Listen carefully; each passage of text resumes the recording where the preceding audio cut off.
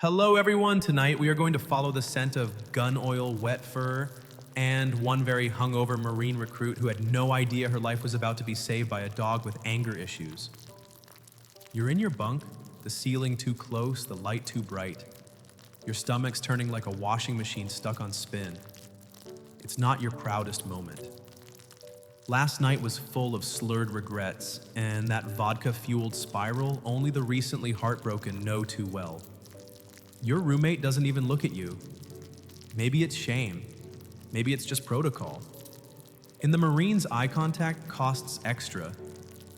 The barracks smell like gym socks, industrial soap, and unspoken disappointment. And you're Megan Levy. And today, instead of being sent home in disgrace, you're assigned to clean out the canine kennels as punishment. You don't know it yet, but this will be the first good thing that's happened in a long time. You march, okay? You stumble across the base to a section that looks like it belongs more to a prison than a military installation. The chain-link fences rattle with snarls and barks. Dogs launch themselves at the metal not out of affection. It's chaos organized in cages. You smell ammonia and blood. One dog barks so hard it coughs. Another eyes you like lunch wrapped in guilt. You try not to flinch. Marines don't flinch right. The sergeant on duty doesn't offer a warm welcome. She tosses you a hose and points to the row of kennels. Start from the back. Watch your fingers. Some of them bite like they mean it. Do they have names? You ask dumbly. She shrugs. You'll learn. Or not. Either way, they'll know yours. You bend over to start scrubbing, and one of the dogs lurches forward, jaws snapping through the air with a sound like an old stapler loaded with teeth. You jump back so fast you knock over the bucket. The water sloshes across the concrete floor, soaking your boots and your dignity. Real graceful, the sergeant mutters. Try not to drown while you're at it. You try again. The kennel's metal bars are rusted, the floor covered in days-old filth. The dog inside is pacing. He's huge German shepherd with shoulders like a linebacker and eyes that hold exactly zero faith in you. You mutter under your breath, "What the hell did I do to deserve this?" But the truth is, you know exactly what. You think back to the last few months. The drinking, the detachment, the way your mom looked at you after the funeral. Not angry, just done.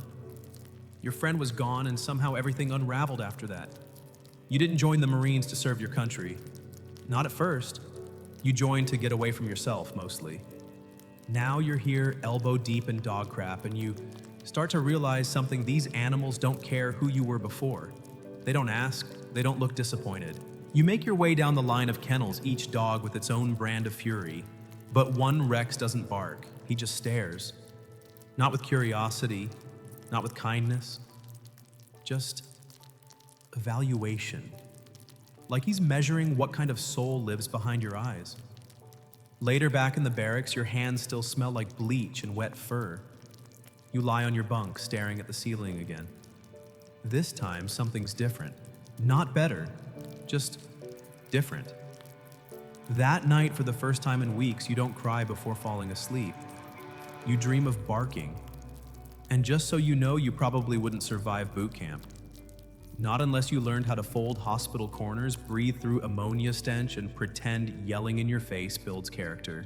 So, before you get comfortable, take a moment to like the video and subscribe, but only if you really like what I'm doing here. And hey, where are you listening from? Drop your location and local time in the comments. Now turn off the lights, maybe turn on the fan for some soothing noise, and get to work tonight. The first rule of Stoicism, according to Epictetus, is this: control what you can endure, what you must. It begins in the kennel. The door slams behind you hard enough to rattle your spine. You flinch. Not from fear, okay, maybe a little, but mostly because it reminds you that everything in this place is louder than it needs to be. Boots echo like accusations. Barking cuts through the air like a broken alarm clock no one knows how to snooze. You're back at the kennels. Day 2. Your punishment detail hasn't ended and no one seems eager to reassign you. In fact, you're pretty sure they've forgotten you're not officially a dog handler. Yet here you are, scrubbing metal and being sized up by a lineup of furry war machines. Rex is still in the corner cage, still watching. You make your way past the other dogs less barking today, or maybe you're just going deaf and stop in front of him. He hasn't moved from yesterday, same eyes, same tension in his shoulders. You try speaking softly. No one taught you how to talk to dogs, but instinct kicks in. "Morning, Sergeant Bitey," you mutter. He blinks slowly, which you choose to interpret as respect. A corporal with a clipboard walks by, slows, then doubles back. "You know that's Rex, right?" You nod cautiously, not sure if this is a quiz. He looks you up and down, squints. They call him a red dog, not because of his fur, because of his record. Red like a warning, red like a stop sign with teeth. He flips his clipboard shut. "Don't get comfortable. Most of the handlers don't want him. Liability." You glance back at Rex. He yawns. A lazy, unimpressed gesture that still shows a full set of knives. You don't flinch this time. You just keep cleaning. That afternoon, one of the sergeants in charge of the K9 unit corners you while you're coiling the hose. She's got short hair, hard eyes, and an expression that says she's not here to braid friendship bracelets. "You been in with Rex?" You nod, just cleaning. "He didn't bite you." She stares at you like she's waiting for the punchline. "Huh. He bit the last two." You think about that for a second. Not with fear, but with curiosity. What changed?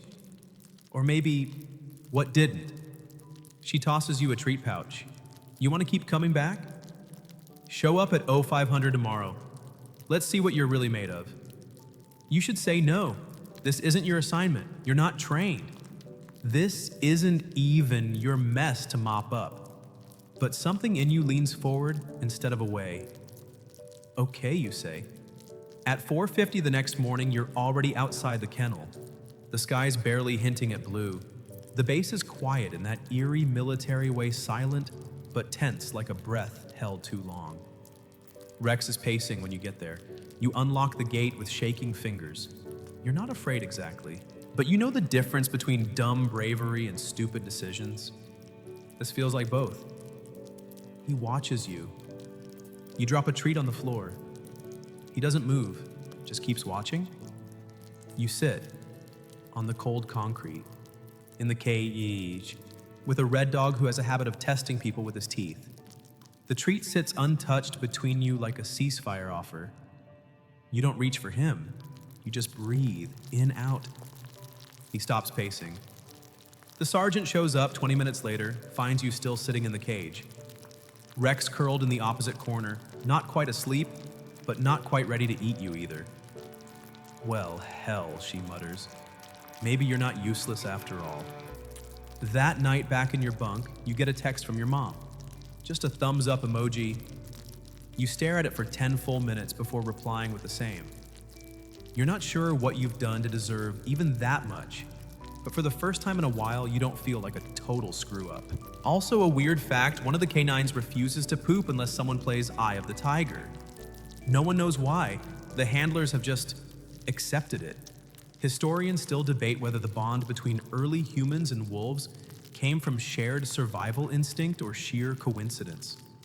Either way, what starts in necessity often grows into something sacred. You're crouched in the gravel yard behind the kennels wearing a bite suit that smells like a hockey locker had a baby with an army surplus store. Your arms are out, your breath is short, and a 70-pound German shepherd named Rex is sprinting towards you like he's got opinions about your existence. "Hold your ground," the sergeant yells. You try, kind of, except holding your ground when a missile with fur is charging your femur isn't instinct, it's lunacy. He hits your arm hard. The padding absorbs some of it, but your shoulder jerks back like someone yanked your soul out through your clavicle. Your knees buckle. You tumble into the dirt, blinking up at the sky like it just betrayed you. Again, the sergeant barks. "Get up!" You groan, roll over, and push yourself to your feet. This isn't the story of a girl who tamed a dog. This is the story of how getting bitten teaches you how to stay. Because Rex didn't just bite. He chose to bite. And that matters. Later that afternoon, you're sitting outside his kennel again, both of you nursing your own flavors of soreness.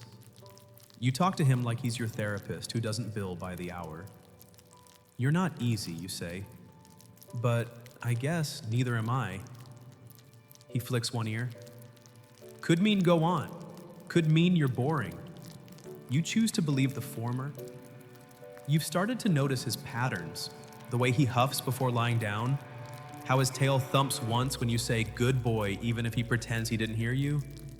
It's not affection yet, it's familiarity. That counts. The sergeant starts assigning you to more drills. You're not official, but everyone pretends you are, probably because no one else wants Rex. He's still labeled unpredictable dangerous, but under all that, you see it now, he's scared. He doesn't trust anyone to stay. You get that. One morning, you show up and find a rookie handler trying to move Rex. It's not going well. The dog's rigid teeth bared hackles up like a porcupine made of fury. Let me try, you offer. The rookie steps back, relieved. You approach slowly. Hey, buddy, you whisper. It's me. He growls, a low, rusty sound. You ignore it, you sit just like before. I'm not going anywhere. He doesn't bite, he doesn't bolt. He blinks, then he takes one careful step towards you. Later that day, you ask the sergeant why no one's put in to handle him. She shrugs. Because they don't want to get hurt. You think about that. All the people in your life who left when things got messy. All the times you pulled away before anyone else could. I'll take him, you say. She snorts. You're not qualified. Not yet, you answer. You start training for real. Commands, obedience drills, agility courses. Rex responds to you only you. Other handlers watch with that mix of disbelief and mild jealousy that comes when someone makes the impossible look halfway natural. The first time he follows your heel command without hesitation, you nearly cry. Instead, you laugh. You pat his side. You're still a jerk. He licks your hand. That night, you fall asleep with your boots still on and dream of sand sweat and something like trust. You're not sure when the shift happens, but one day Rex isn't just a dog you're training. He's yours. Not on paper, not yet. But in all the ways that matter. Fun fact, Rex once stole an entire protein bar from your bag, unwrapped it perfectly, and ate it with the disdain of a food critic forced to dine beneath his standards. Historians still debate whether dogs like Rex are trained by humans or if in truth it's the humans who get molded by the patience of canines. Either way, you're changing, and it's not just muscle memory. The air smells like rubber and dust. You're kneeling beside a row of bright orange cones, sweat dripping down your back under the weighted vest, trying not to gag on the metallic tang of heat-baked asphalt. Rex is sitting perfectly still beside you, panting like a diesel engine in July. You raise your hand. Search, you whisper. Rex explodes forward. He weaves between cones like they're people, pauses, circles back. Nose close to the ground, ears tilted forward, whole body humming like he's plugged into the earth. You hold your breath, waiting for the signal. Then it comes.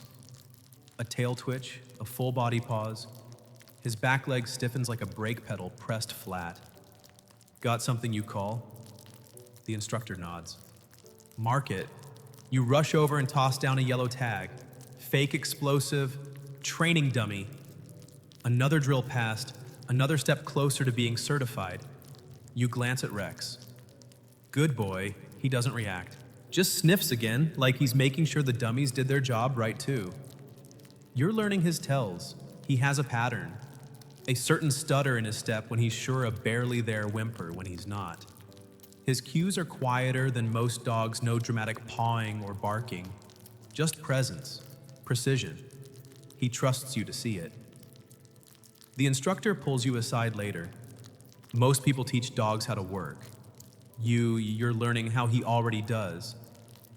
You nod. He's smarter than me. No doubt, she says deadpan. You and Rex are working long hours. Simulations, terrain exercises, firecracker drills. You crawl through trenches together, climb walls together. You eat on the same schedule, wake up at the same time. He's your mirror with fur. But one thing's missing. Trust. Not the sit, stay, fetch kind. The deep kind. the kind that holds steady under fire. You discover this the hard way. It's a live drill. Explosives in a junked-out car. Your job send Rex to search. Your heart pounding like you swallowed a timpani. You hesitate.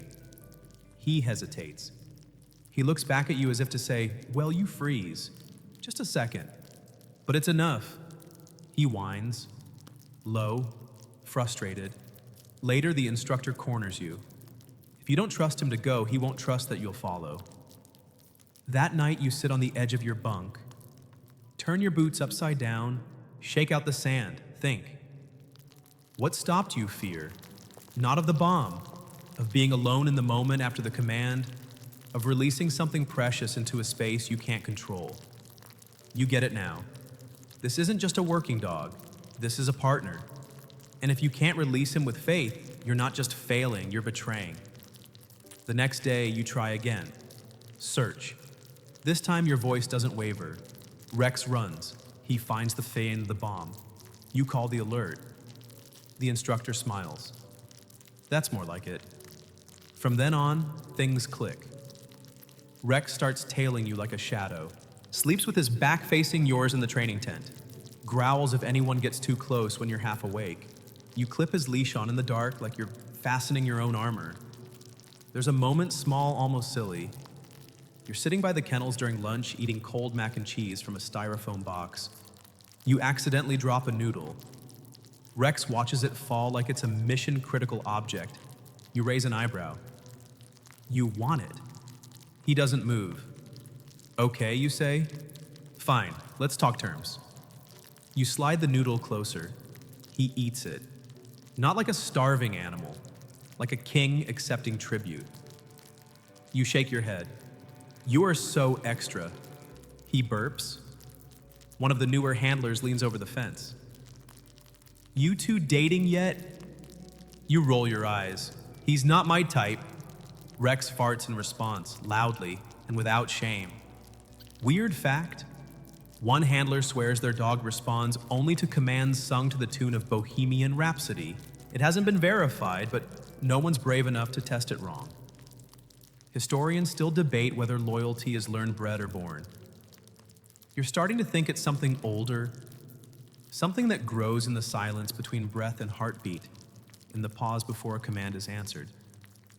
The desert hits you before you even land.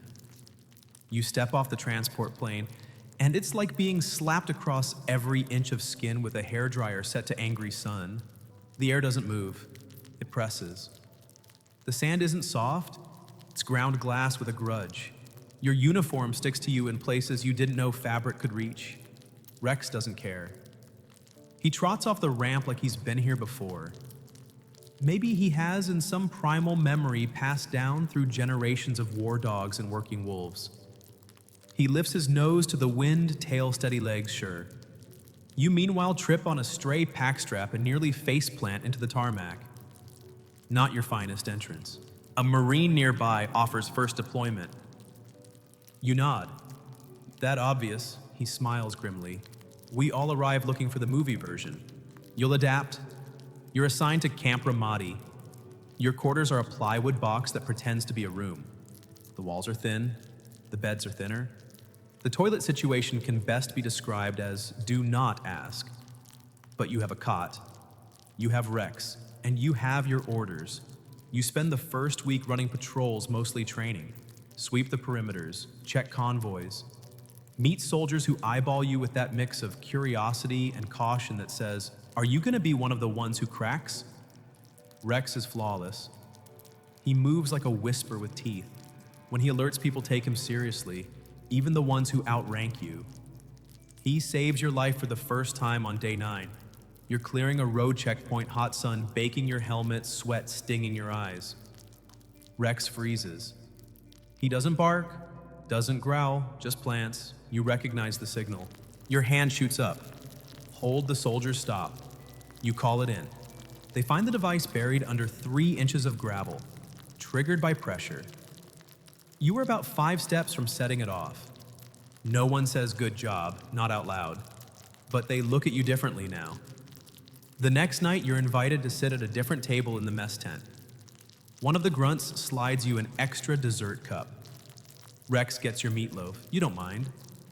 You start keeping notes. Not the official kind, no logbooks or reports, just mental ones. Signs that Rex smells something tail straight nose high, evil uncertain. Front paw up, ears back, eels probable. Rigid shoulders, slow exhale, eels confirmed. You learn that bombs smell like fear, if fear had a metallic aftertaste. That sand gets into your socks no matter how tight you tuck them. That sleep isn't sleep when you're always half listening for footsteps that don't belong. One afternoon, you find a photo taped inside the barracks bathroom. Rex tongue out, wearing goggles. Someone scribbled baddest boy in Ramadi across the bottom. You smile. He doesn't care about fame. He cares about the work. You whisper that to him during downtime. You're the only one who gets this. He licks your wrist. It's not love, not the way civilians say it. But it's something more solid, like bone, like duty wrapped in fur. A weird fact, one dog in another unit refuses to deploy unless he carries his own leash in his mouth. Power move, maybe. The handler lets him. Whatever works. Historians still debate whether women on the battlefield altered combat culture or merely made visible what had always been there: grit, sacrifice, and grace under fire. You don't have time to debate. You're too busy staying alive. And every time Rex alerts and you call it in and another bomb gets disarmed, you start to believe in something again. Not God, maybe, but precision, partnership, presence. You're not looking for glory. You're just trying to make sure the next convoy comes back in one piece. And somewhere between the checkpoints and the chow lines, you start to believe just maybe you're not a screw-up after all. The first thing you learn is that bombs don't tick. They sweat, they breathe, they wait, in suitcases, in soda cans, in dirt clumps pretending to be rocks. The people who plant them are creative. The people who miss them are dead. You're crouched in a drainage ditch, hand gripping Rex's harness, watching his nose move like a compass with a secret. He freezes. You freeze. No words. Just a ripple of tension down the leash like a warning shot made of thread. He scratches the ground twice. That's the signal. Alert, you whisper into the radio. Suspected IED 20 meters east of checkpoint. You back up slowly. Rex follows without hesitation. Explosive ordnance disposal takes over. You stand off to the side, sweat soaking through your undershirt, trying not to breathe like you care too much. But inside, your lungs are holding their breath for you. The device is real. Plastic jug pressure plate packed with nails. Another one avoided. Another story not written on a casualty report. That night, you sit by Rex's legs stretched out in the dust. He's chewing on a rubber bone like it owes him money. You're staring at the stars. Our rock sky is so wide it makes you feel like a dot that got lost in a sentence. You save me again, you murmur. He growls at the bone. Doesn't acknowledge the praise. Stoicism says not to cling to external validation. Rex apparently is a natural. You sleep lighter than ever. Not because of fear, though, that's always there, but because your senses are rewiring. You hear mortar shells in dreams. Your body flinches at slamming doors. You've started measuring peace by the seconds between explosions. You've also started reading Rex's body language more accurately than you can read most people. He yawns when he's stressed. He growls when he's tired, not angry. He paces in clockwise circles when he needs to go out counterclockwise when he's anxious. It's like deciphering Morse code made of fur. You get deployed to a joint patrol with a British unit. They joke differently. Their dogs wear boots. You try not to look smug when one of them takes off his gear and Rex still sits perfectly still beside you. A corporal whistles. Blimey, he's trained. You smile. Nah, he's just judging your posture. That patrol's quiet, but the next one isn't. You're clearing a warehouse that smells like gasoline and rust. Rex alerts fast, sudden, sharp. You shout the warning just as someone steps forward, a split-second decision. You tackle the guy backward. The device hidden under a floorboard doesn't detonate. Not because it failed, because it was never armed. A decoy, a test. Psychological warfare, one of the officers says later. You don't care what they call it, you care that Rex knew. Back at base, someone gives him half a burger. You pretend not to see it. The bond between handler and dog isn't about rewards, it's about reflex. And here's the thing, you stop noticing how weird your life is. You start treating duct tape on a Humvee like home decor. You call the smell of diesel and dog shampoo normal. You don't flinch when someone says casualty report, you flinch when they say home. Because what is home now? The barracks, the desert. The 6 feet of leash between your hand and his harness. You wake up one night from a dream you can't remember. Sit up in bed, Rex is already awake, eyes open, head tilted like he's trying to solve the puzzle of your silence. You don't say anything, just reach over and scratch behind his ear. He doesn't purr. He exhales one long, slow breath. That's his "we're okay" sound. Weird fact, one dog in a neighboring unit insists on drinking only from the top bunk's canteen. No matter where you pour the water, he won't drink unless it's there. Ritual maybe, or just dog logic. Historians still debate whether early Stoics valued animals as moral agents, or merely instinctual companions.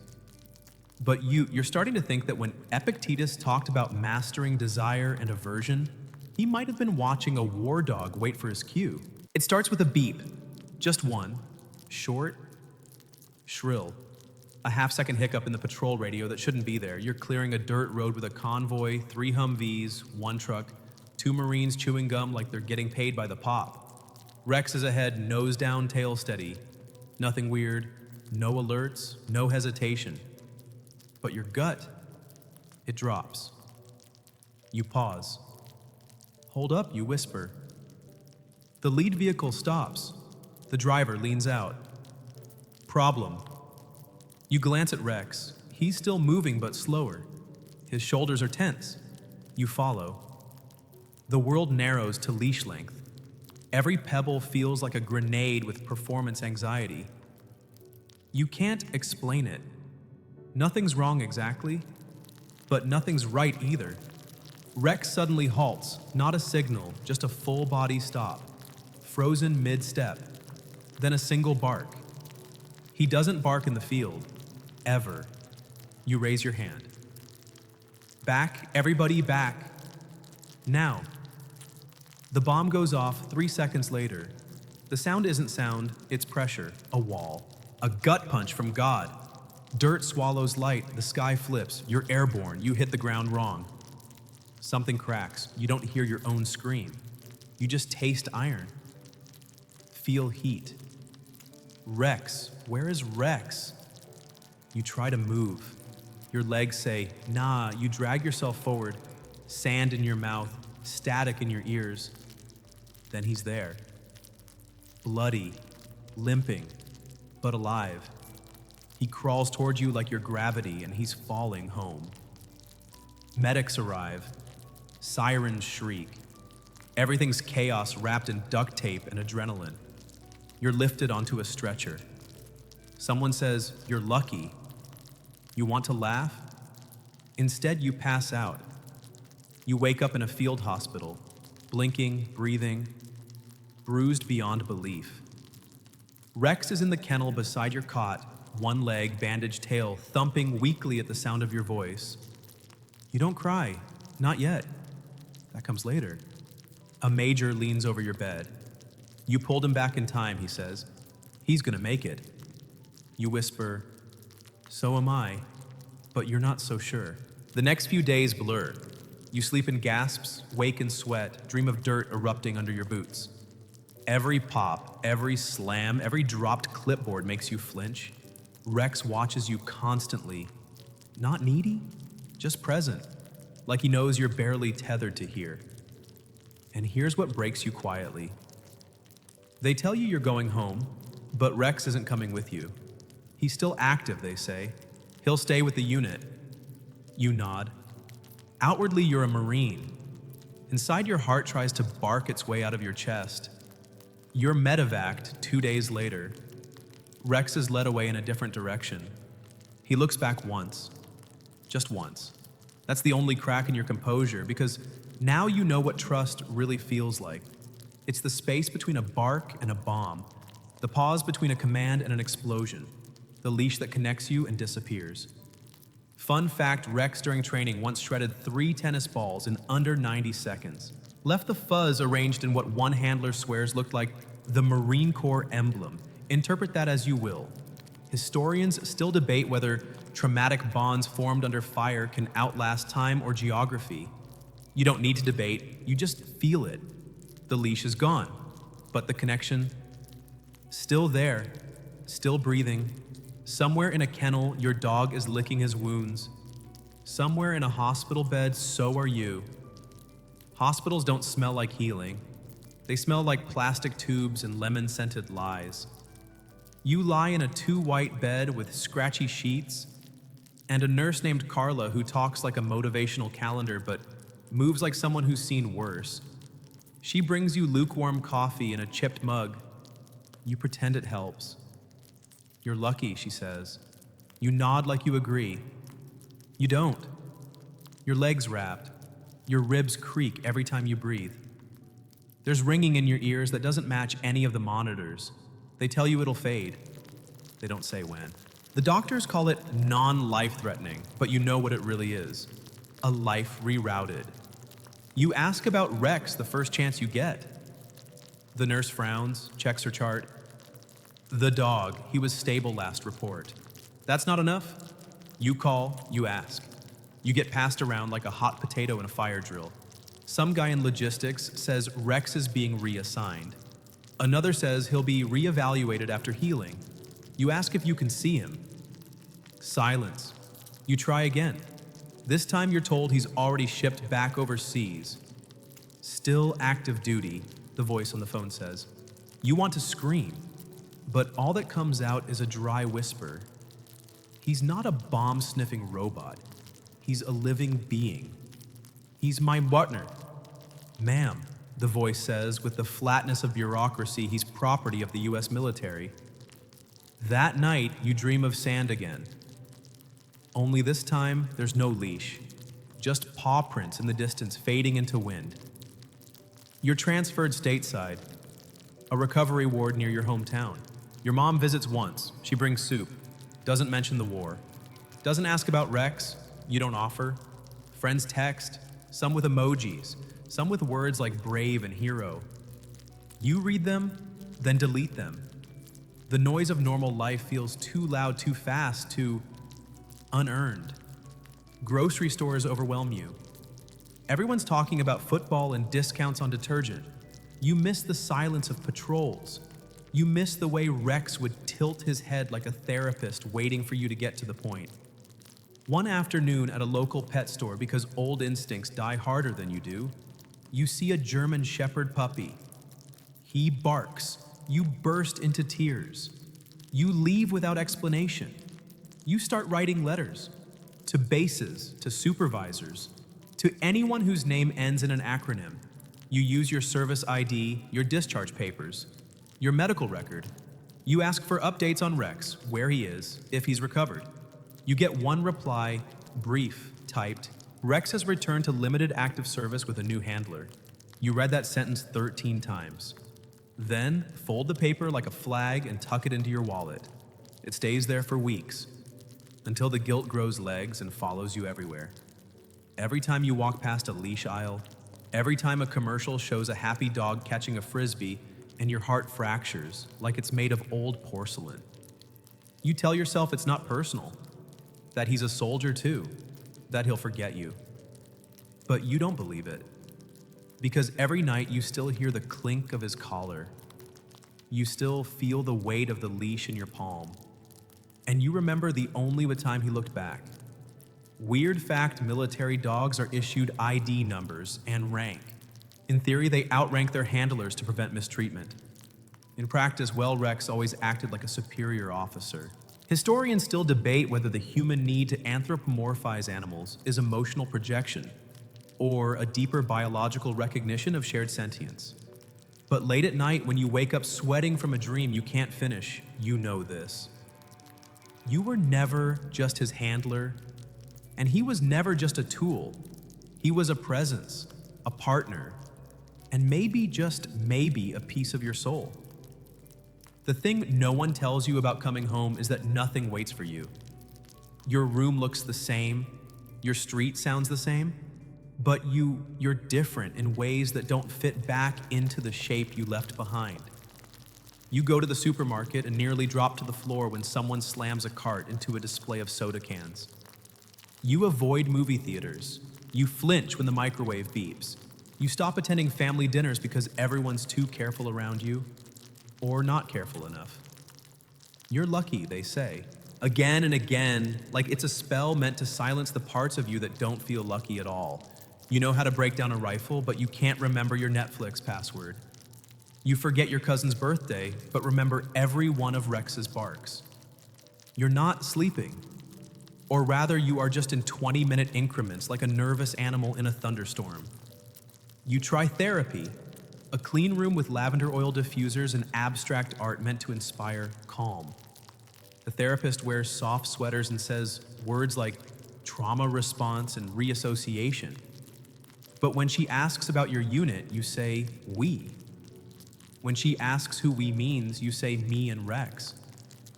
She writes something down. The moment you leave, you never go back. Instead, you write another letter, this one to the Department of Defense, formal, polite, firm. You request the right to adopt Rex once he's retired. No reply, you call, you leave voicemails. You keep a spreadsheet of who you've contacted when and what their excuses were. He's not available, he's still active. We can't disclose his location, he's military property. There's a backlog of requests, every call chips a piece off you, but you don't stop. You remember what the sergeant once said, you want something? You outlast the people telling you no. You start looking up legal precedents, news stories, anything where a dog handler managed to bring their partner home. You find a few.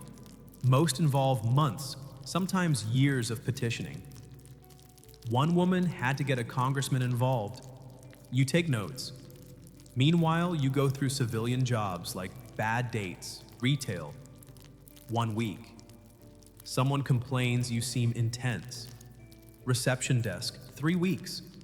You quit after someone's Labrador triggers a panic attack. You even try working at a dog shelter thinking it'll help. It doesn't. You walk a golden retriever named Marvin and cry the entire time. Not because he reminds you of Rex, because he doesn't. You begin writing letters directly to bases, then to commanders. You ask politely, you appeal emotionally, you try facts, you try humor. Nothing. Then, one day your phone rings. Blocked number, you answer. Hello, it's a woman. Fast voice, mildly sympathetic tone. Miss Levy, I'm calling about your inquiry regarding military working dog Rex. You sit up so fast the couch squeaks. Yes, just to inform you, he's now listed as medically non-deployable. However, he's still designated as property of the Department of Defense. Your heart kicks. What does that mean? Can I adopt him? Pause. Not at this time, not a no. You hang up and whisper, that's a maybe. We work with maybes. You start planning, contacting animal rights groups, military advocacy networks, veteran organizations. You pitch your story again and again. Some listen, some don't. A small local paper runs a story. It doesn't get much traction, but you're planting seeds somewhere. Weird fact, during World War II, a dog named Chips was awarded the Silver Star for heroism. The award was later revoked because technically he was equipment. Historians still debate whether recognizing animal heroism humanizes war or simply makes it easier to swallow. You don't care about philosophy. You care about the dog who took shrapnel for you. And somewhere out there he's waiting, even if he doesn't know it yet. You finally say it out loud to someone who isn't in your mirror. I want to adopt Rex. Feels weird, almost selfish. Like asking the sky to give back a lightning bolt, but the person you say it to, a reporter from a mid-tier newspaper who was supposed to be interviewing you about veteran job programs, pauses, then leans in. Tell me about Rex, and you do. You tell her about his ears twitching when danger was near, about how he could find explosives buried under gravel with nothing but a breath and a bark. How he once refused to move until you noticed the tripwire overhead. How he saved more lives than you could count but never bragged once. She listens, she writes the piece, and somehow it gets picked up, syndicated, reposted. Within a week, strangers are tagging you in articles. Marine fights to adopt her combat dog. Dog of war, heart of gold. Meet the soldier who just wants her partner back. People start commenting. Some say it's heartwarming. Others say it's a disgrace that you even have to ask. One guy donates money to whatever legal fees this badass woman needs. You're not sure if he's serious, but it makes you laugh. Your inbox starts filling. Some with support, some with red tape. One with an old photo of you and Rex snapped on base labeled Heroes Both. It makes you sit down and cry like you haven't since the day he looked back over his shoulder. You dry your eyes and start digging deeper. You find that military working dogs are often retired overseas, sometimes even euthanized if deemed unadoptable. Your stomach turns. You call a senator's office. They don't hang up. They transfer you to someone else. Who listens? You make your case. Clearly, calmly, firmly. I don't want a statue. I don't want a medal. I just want the dog who saved my life back. There's a pause. Then, we'll look into it. It's not a yes, but it's not a no. You go to sleep that night with your phone on your chest, just in case. You dream of Rex running not away but toward you through grass ears, back eyes bright. You wake up with a plan. The next day, you record a short video. Straight to camera, no music, no editing. You tell your story, and you say the thing you haven't let yourself say until now. I'm not whole without him. The video gets shared. Veteran groups, dog lovers, news blogs. Suddenly people are invested. Strangers are emailing senators, commenting on military pages, demanding answers. The pressure builds. And then you get the call. A woman from the Department of Defense. Miss Lavey, she says, sounding like someone who's been practicing the speech for hours. Your request has been reviewed, pending final paperwork. Rex will be retired to your custody. You drop the phone. Literally. You scramble to pick it up, breathing like someone just punched all the air out of your lungs and replaced it with sunlight. Say that again, you ask, already crying. She repeats it, slower. You don't remember hanging up, or sitting down, or calling everyone you know. All you remember is smiling so hard it hurts. Weird fact, one of the first military dog retirement laws in the US was passed not for strategy, but because a single child wrote hundreds of letters to Congress after her dad's working dog was left behind. Historians still debate whether public pressure changes policy or merely reveals the morality that was already there waiting for a spark. Either way, the spark was you. And now Rex is coming home. Paperwork becomes your new battlefield. There's no sand in your boots this time, just an avalanche of forms, phone calls, emails, signatures, background checks, veterinary records, shipping schedules, chain of command approvals, and so many acronyms you start dreaming in capital letters. DD 1870, SF 298, MPA WD RLS 21. You fill them all out. You wait. You get an email saying Rex's final evaluation must be reviewed by a veterinary behavioral specialist. Because get this, he has a bite record. You exhale through your nose, calmly. Then you write a letter. To whom it may concern it starts. But what it really means is to whoever dares to question this bond. You explain that Rex didn't bite out of aggression. He bit out of caution, out of training, out of fear, out of duty. He saved lives, you write. Sometimes by barking, sometimes by growling, sometimes by lunging. That's not a failure, that's a war record. You end the letter with something that surprises even you. If you're looking for a perfect dog, you won't find one, but if you're looking for a dog that gave everything for people he didn't even know, then you already have his file. You attach a photo of you and Rex in the field, covered in dirt, both blinking into the sun, like neither of you expected to survive that day, but were too stubborn to admit it. You hit send, then you wait. Again. You learn that waiting is just combat with manners. 3 weeks later, you get a letter in the mail, real envelope, government seal, no emoji in sight. You open it with hands that feel like they've already aged 10 years. Your request for the adoption of military working dog Rex has been approved. Please report to Camp Pendleton for final processing. You don't scream. You don't run around. You don't burst into song. You sit down on the floor and let out one long, quiet breath. The kind of breath that's been holding its shape in your ribs for years. The next few days are a blur of travel plans, packing snacks you think Rex might remember, and texting people you barely talked to in high school who are now suddenly saying, "I saw the article about you." Wow, you get to Camp Pendleton early. The handler on duty looks skeptical at first. Then he sees your name. His expression softens. "You're the Megan." You nod. "You ready?" "I've been ready since they said no the first time." He walks you to the kennels. It's clean quiet. You hear one bark, then another, then silence, then footsteps. Soft ones. And then there he is. Rex, older now. His fur a little grayer around the mouth. His limp still there, slight but familiar. He stops when he sees you. Head tilts, nose twitches. You drop to your knees. "Hey, buddy." He stares. 2 seconds. 3. Then he trots. Not runs, not gallops. Trots, dignified, deliberate, unapologetic. He reaches you, sniffs and exhales. You rest your forehead against his. The world drops away. Weird fact. There's a clause buried in a military adoption form that refers to the dog as a decommissioned asset, as if he were a tank or a radio. You don't correct them. You just walk out with him leash in hand and say, "Let's go home."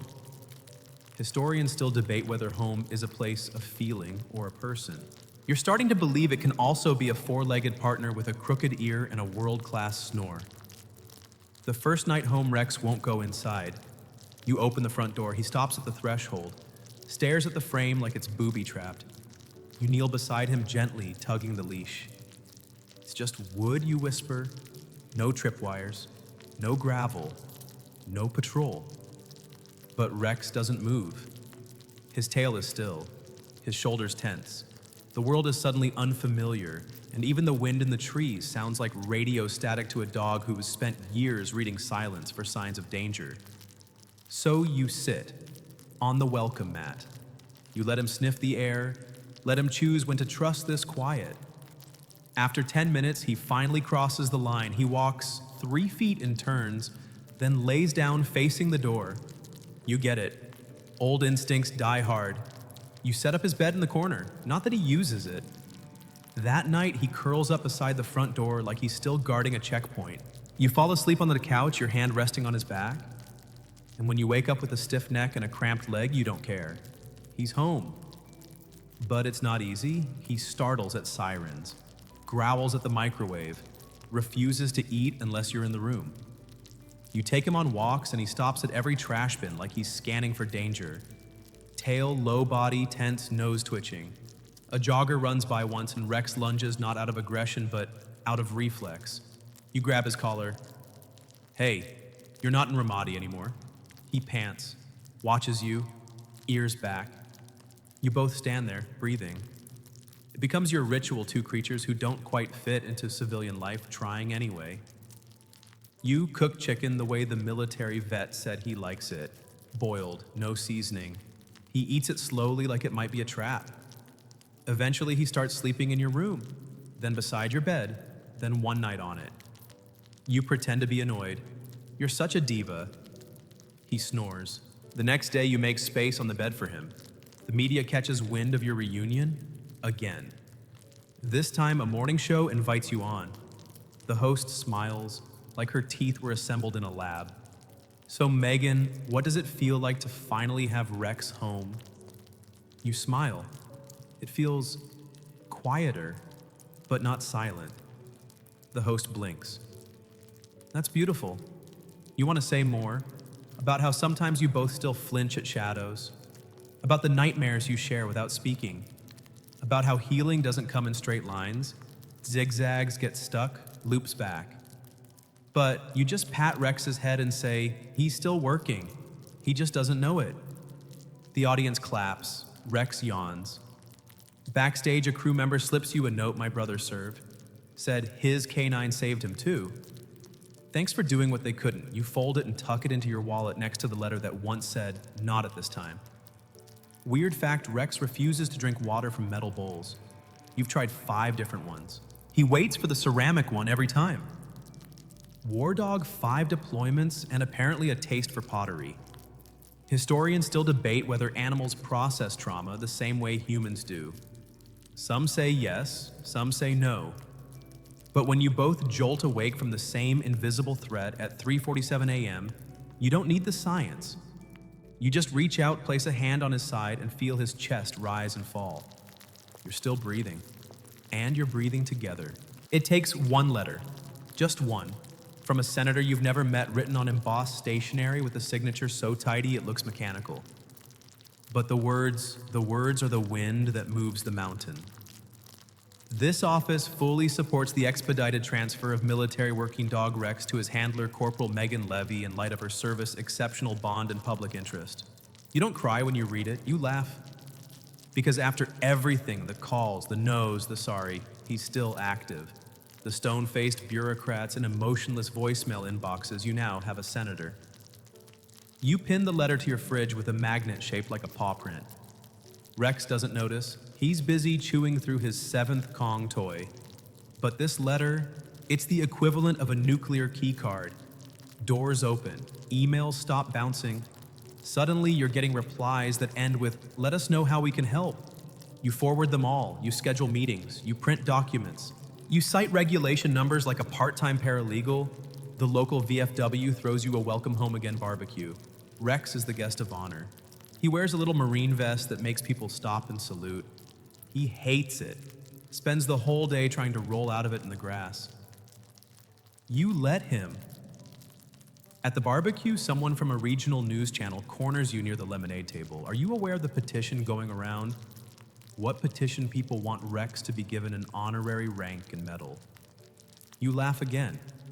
He already outranks me. The woman looks confused. You wave it off. It's a handler joke. She writes it down anyway. The petition gets traction.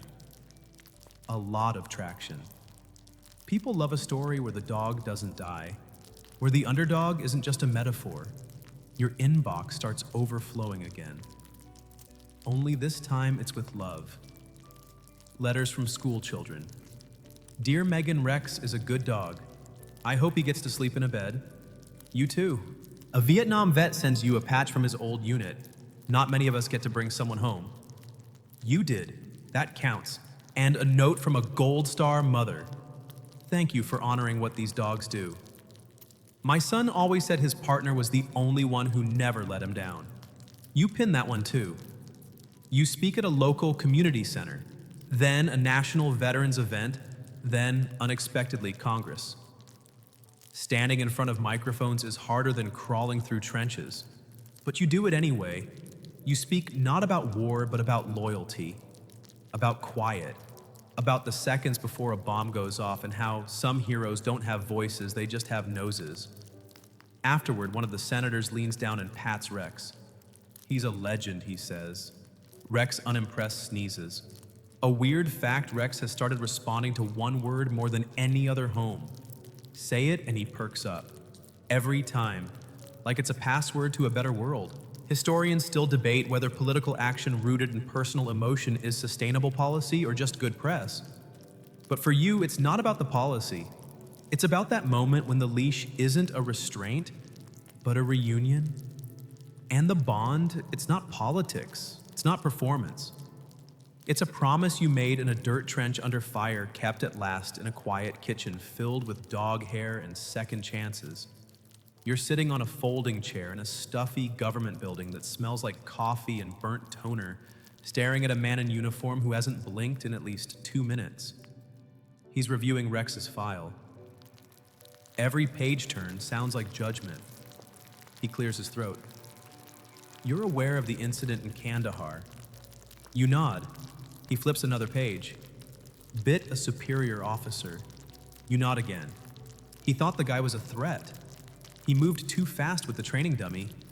No verbal cue. The man raises an eyebrow. Still a bite?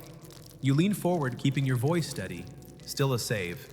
Another page flip, then there's the injury, rear left leg, chronic inflammation, limited mobility, not easily rehomed. Your fists curl in your lap. You say nothing. He sighs. Look, Ms. Levy, Corporal Levy, you correct gently. He pauses. You continue. Rex has done 5 tours. He's found dozens of IEDs, saved countless lives. He's earned rest with someone who understands what he's been through. The room goes still. The man finally closes the file. I agree, relief doesn't crash into you at tiptoes, because you've learned not to celebrate until the ink is dry. Still, as you walk out with the official adoption certificate in hand, there's a lightness in your step that feels foreign. Like wearing joy that actually fits. You take Rex for ice cream. Well, you have ice cream. He demolishes a pup cup in 12 seconds flat and then licks your wrist for the next 2 minutes, just in case some whipped cream survived the first assault. Later at the vet clinic for his retirement checkup, the tech scans his chip and smiles. He's yours now. For real. And it hits you. No more rank, no more gear, no more crates in government buildings, just home. Just you. Just him. The vet hands you a small manila envelope. Inside his discharge papers, his vaccine records, and one laminated card that says simply MWD Rex retired. You carry it like a medal, because in a way it is. That night, you sit with him on the porch. The air is soft. Crickets tuning up their nighttime band.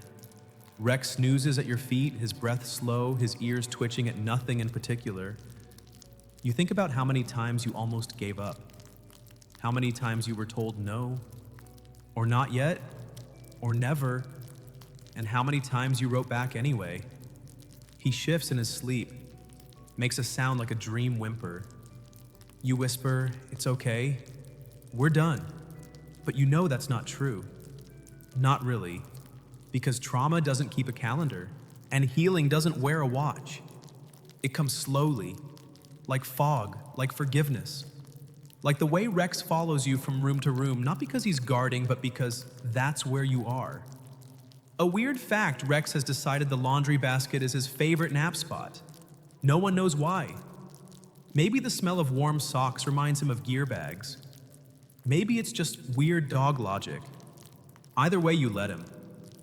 Historians still debate whether moral injury, the pain of doing right in a world gone wrong, can ever fully fade, or whether it simply finds new places to rest.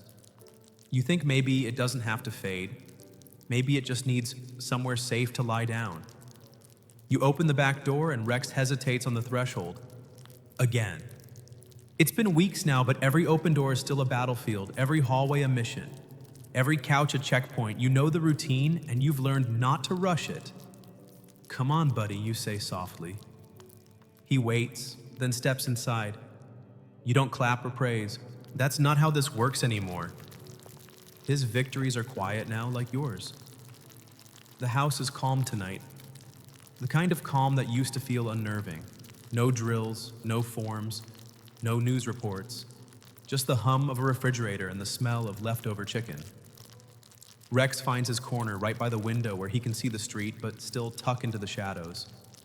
You find your corner on the couch with your legs folded, blanket half on TV, volume low enough that it won't interrupt his dreams. It's the first time you've really slowed down since the adoption. And it's not peace exactly, but it's closer than anything you've had in years. You grab your journal. The one the therapist gave you, you've barely touched it. But tonight, something wants out. You write one sentence.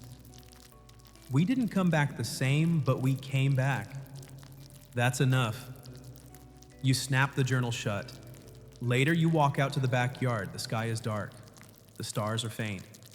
You hear the creak of the screen door. Rex follows. He walks beside you now without a leash, not because he's trained, but because he chooses to. You sit down in the grass. He lays next to you with a groan, his body touching yours. You feel his ribs expand and contract, a slow, steady rhythm. Alive. You remember the day he stopped breathing during a training scare? How you froze, how you screamed, how he coughed, then barked like, "What's your deal, human?" He hasn't barked much since retirement. You don't either, but the silence. It's different now. Not absence, just presence without performance. A quiet so dense it feels like a blanket. You place your hand on his chest and stay like that, eyes on the sky. A satellite blinks overhead. Somewhere someone else is watching this same sky, maybe from a tent, maybe from a bunker. You send them a silent message. Hold on, you'll come back. Rex exhales, nose twitching. Weird fact, during his last deployment, Rex once refused to board a transport because the engine sounded wrong. The pilot laughed until they found a cracked turbine. The mission was delayed 3 days. Rex got an unofficial commendation and a whole steak. Historians still debate whether animal instinct is just pattern recognition or something deeper. An intuition humans lost in exchange for Google when You're not sure. But when Rex stiffens beside you suddenly, ears up, head turning, you listen too. It's only a squirrel, but you trust his silence more than any noise. Stoic note, Epictetus, once a slave who walked with a limp, taught that freedom lies in how we respond to what we cannot control. Pain, loss, change. These are externals. What matters is what you choose to carry.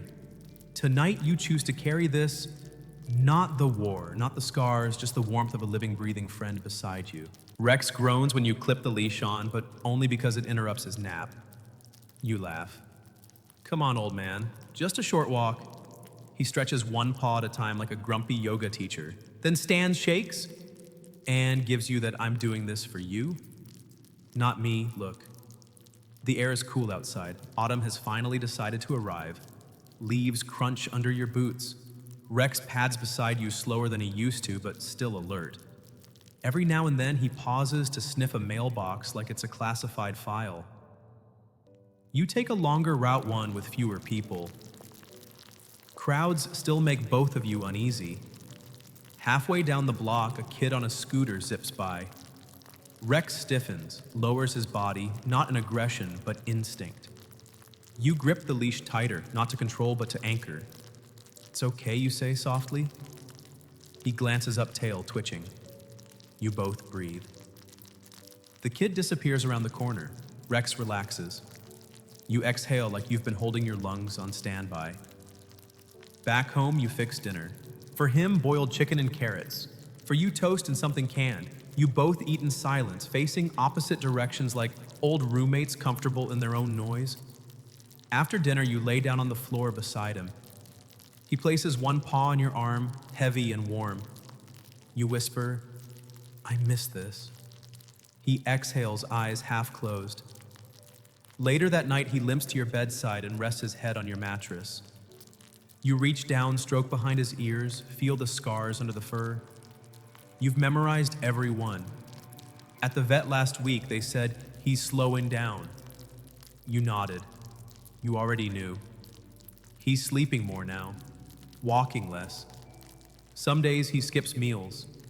Other days he eats like he's still chasing insurgents through sandstorms. You track every change, like a soldier counting footsteps in unfamiliar terrain, but you don't panic.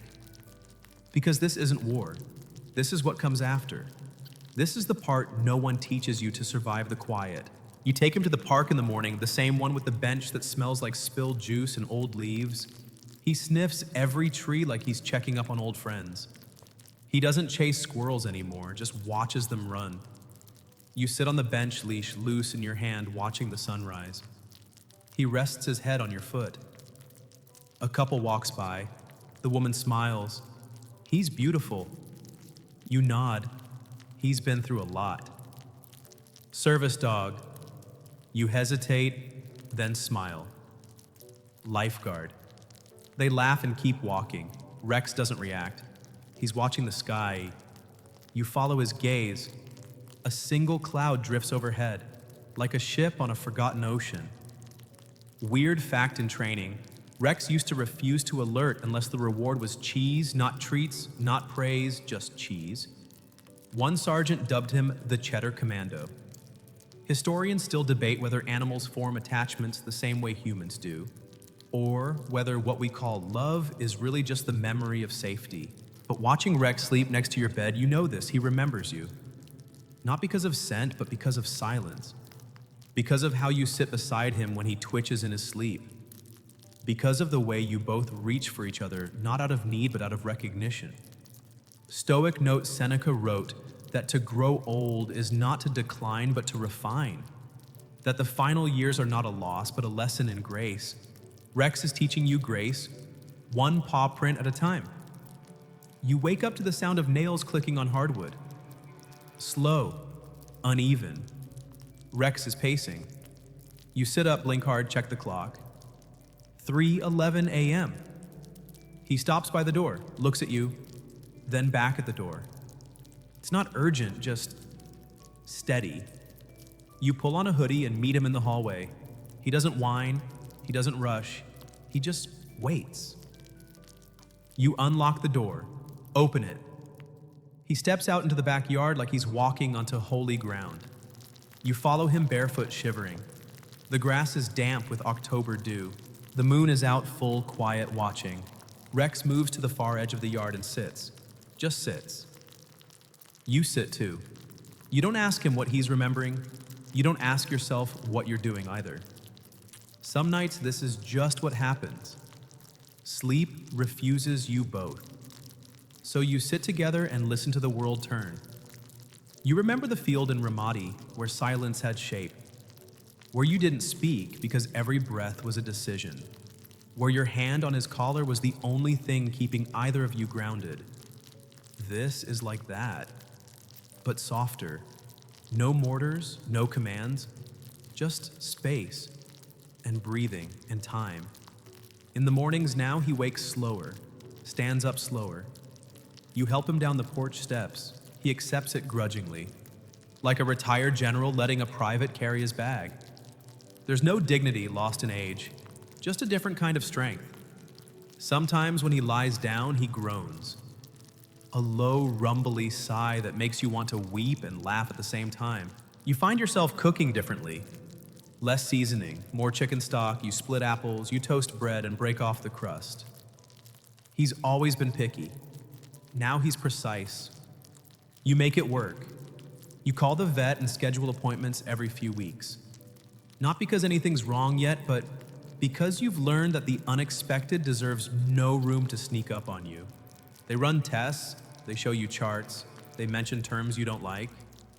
Degenerative joint disease, chronic inflammation, cognitive slowing. You nod through it all, grateful that they aren't saying cancer or organ failure. But you know, every extra minute is a borrowed one. You think about writing goodbye letters, then decide it's too early, then too late, then pointless, then urgent again. You don't write them, instead you talk, out loud, in the kitchen, in the car, on walks. Like this morning when you leaned down and whispered, "I'm not ready." He licked your nose. You took it as a me neither. There's a framed photo on the shelf now. You and Rex in uniform, sand behind you, his tongue out, your eyes squinting.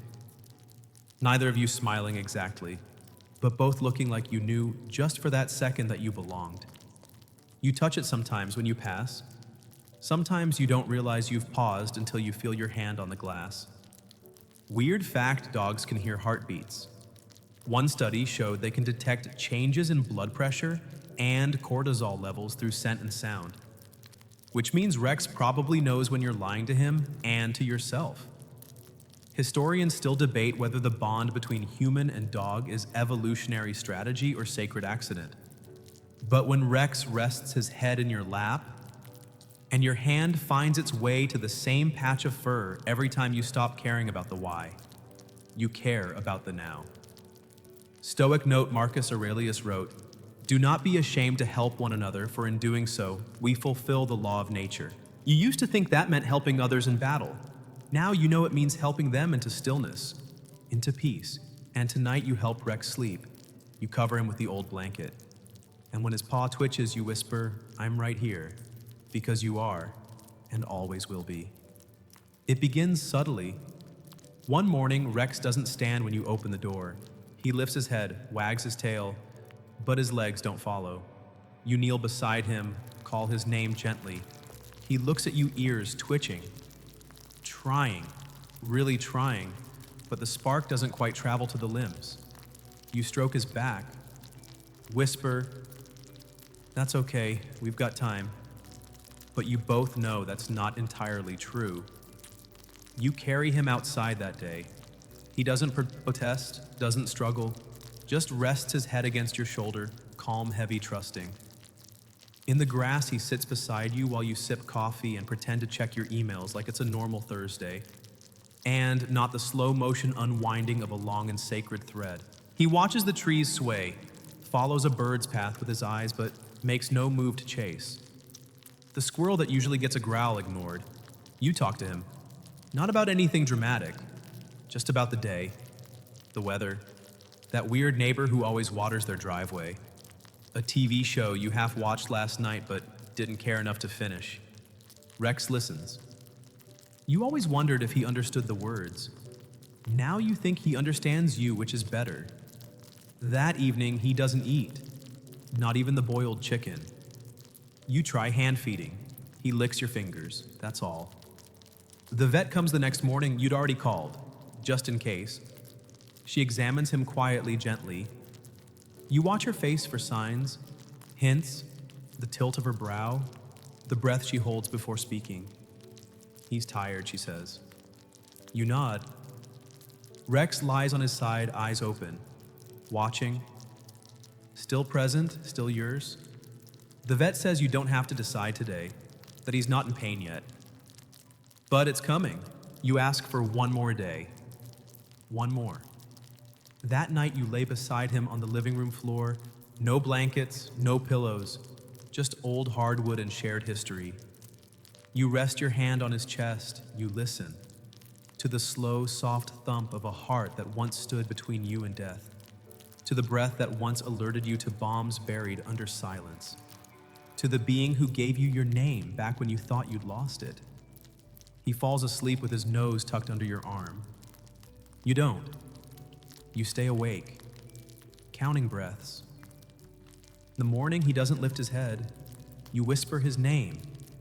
He opens his eyes. Barely. You take him to the vet that afternoon, quietly, with no fanfare.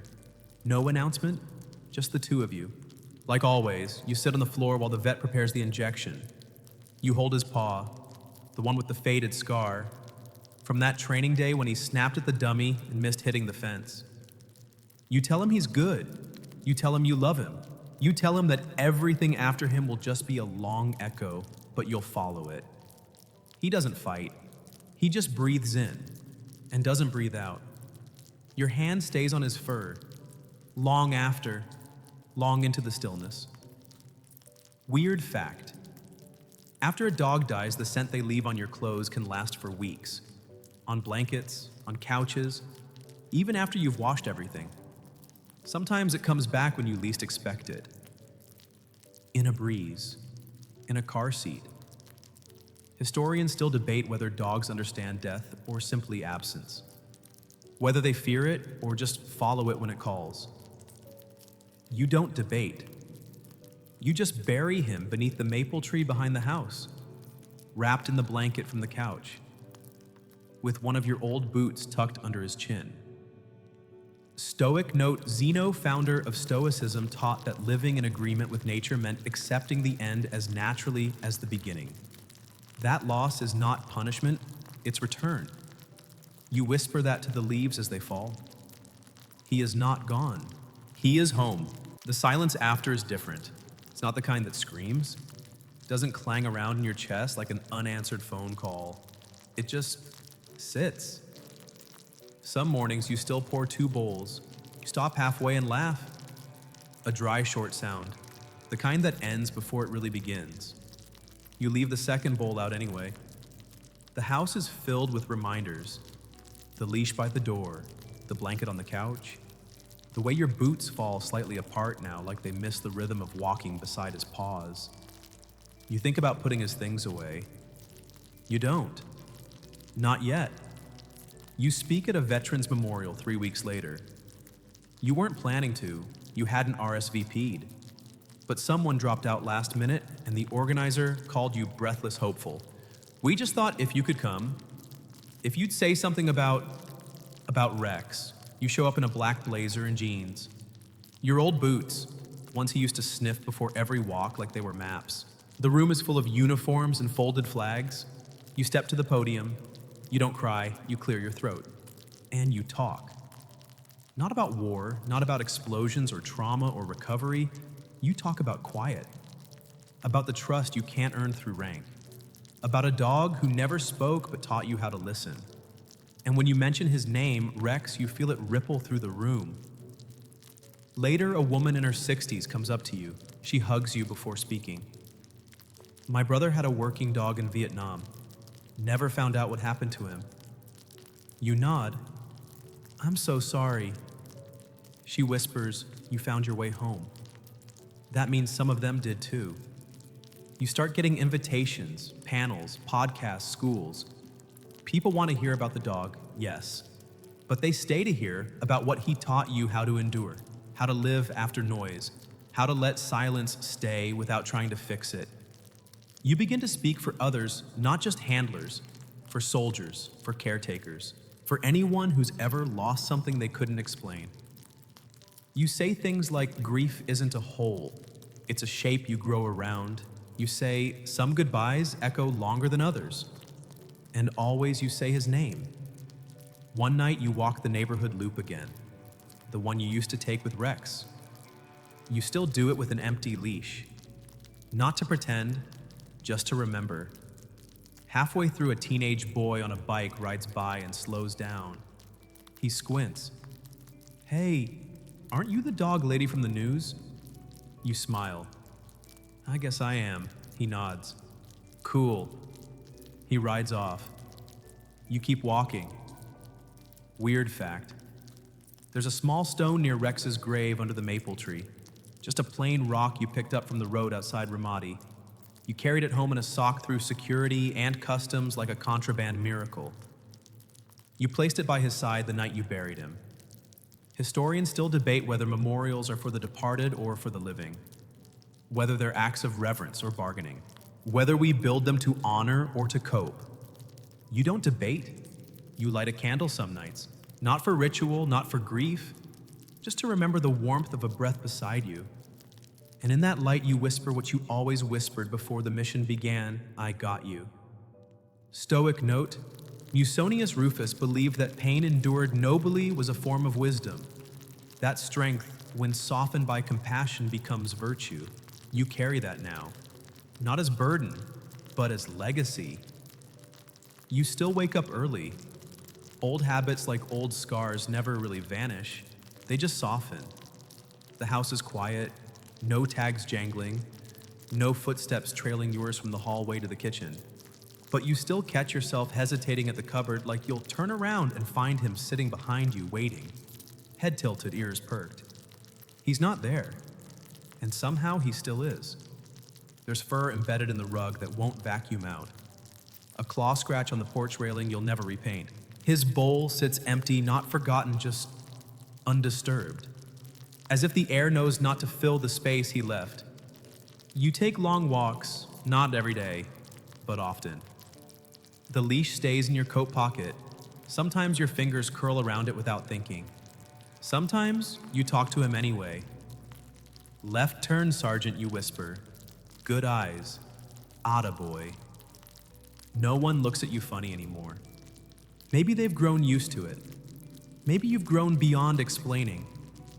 There's a stillness in your body now. Not because you're healed, but because you've stopped running. From the memories, from the guilt, from the echo of an explosion that never quite left your ribs.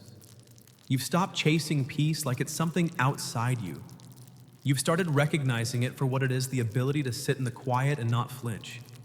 You teach now. You visit the base sometimes. Talk to new recruits, some wide-eyed, some closed off. You know the ones who are already preparing for the loss they don't know how to name yet. You tell them the truth. That grief is just love with nowhere to go. That healing doesn't mean forgetting. That loyalty doesn't disappear when the leash is cut. After one session, a young woman stops you. She's crying but standing straight. "My dog just deployed," she says. You nod. "Write him letters anyway." She laughs through the tears. "He can't read." You smile. "Doesn't matter. He'll know." At home, you light a candle, just one. You place it by the photo. You don't speak. Not tonight. Instead, you sit in the dark and listen. To the wind through the leaves, to the creak of old floorboards, to the steady hum of the world going on. You close your eyes, and for a moment, you feel it. A paw print pressed into memory, a breath beside your own, a presence that never left. Weird fact. You found one of Rex's whiskers wedged in the lining of your backpack, months later. Still curved, still coarse, still his. You wrapped it in tissue and tucked it in your wallet. You carry it like a compass. Historians still debate whether legacy is written in stone or in memory, whether what we leave behind is measured in monuments or moments. You know the answer. Stoic note. The wise do not mourn what they cannot change, but they honor it. The Stoic path is not to feel nothing. It is to feel everything and remain steady. And you are steady now, not because you forget, but because you remember gently. So you lie there, now the room dim and still. The walls breathe around you like an old friend settling in. Somewhere out there the world turns. Quietly, like paws across sand, like boots across gravel, like memory across time. You let your breath slow, let your shoulders sink into the mattress. No more stories tonight. No more battles to retell. Only the softness of knowing that you loved something fiercely and were loved in return. That you held the leash but never the soul. That what you walked beside all those years was never just a dog. It was courage, wrapped in fur, laced with silence, anchored in trust. And now in this quiet room, you hold that memory like a hand in the dark. Gentle, warm, still yours. You're allowed to miss him. You're allowed to rest. You're allowed to feel the weight of everything and still find sleep. Because nothing truly loyal is ever lost. And in the space beside you where once lay a protector, there is still presence. Still breath, still something that never left. Good night, friend. You did good. You did more than good. You came back and you kept going. That's all anyone ever could have asked of you, and more. End of script. Good night.